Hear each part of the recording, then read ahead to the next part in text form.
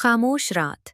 मक्का की पहाड़ियों में एक गार और एक दिल जो सच की तलाश में बेचैन था। ये वो लम्हा था जब जमीन पर आसमान का पैगाम उतरने वाला था। वो लम्हा जिसने तारीख इंसानियत का रुख हमेशा के लिए बदल दिया। नबी करीम सल्लल्लाहु अलैहि वसल्लम गारे हिरा में तन्हाई इख्तियार करते, अल्लाह की इबादत करते और अपने दिल में इस मुआशरे की गुमराही पर गौर करते थे। मक्का बुत परस्ती, जुल्म और नाइंसाफी में डूबा हुआ था और आप सल्लल्लाहु अलैहि वसल्लम सच की तलाश में अल्लाह की तरफ मुतवज्जे रहते थे। एक रात जब आप सल्लल्लाहु अलैहि वसल्लम गार में इबादत में मशगूल थे, एक अजीम हस्ती जाहिर हुई। वो फरिश्ता जिब्राइल अलैहिस्सलाम थे जो अल्लाह का पैगाम लेकर आए थे। उन्होंने नबी सल्लल्लाहु अलैहि वसल्लम को अपने मजबूत बाजुओं में लिया और फरमाया, इक़रा, पढ़ो।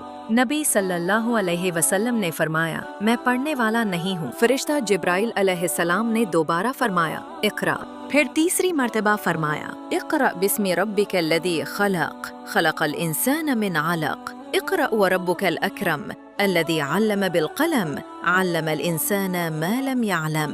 ये कुरान की पहली आयत थीं जो ज़मीन पर नाजिल हुई। नबी सल्लल्लाहु अलैहि वसल्लम का दिल लरज़ उठा, जिस्म कांपने लगा और आप सल्लल्लाहु अलैहि वसल्लम इस अजीम तजुर्बे के बाद गार से निकलकर घबराहट के आलम में घर की तरफ रवाना हुए।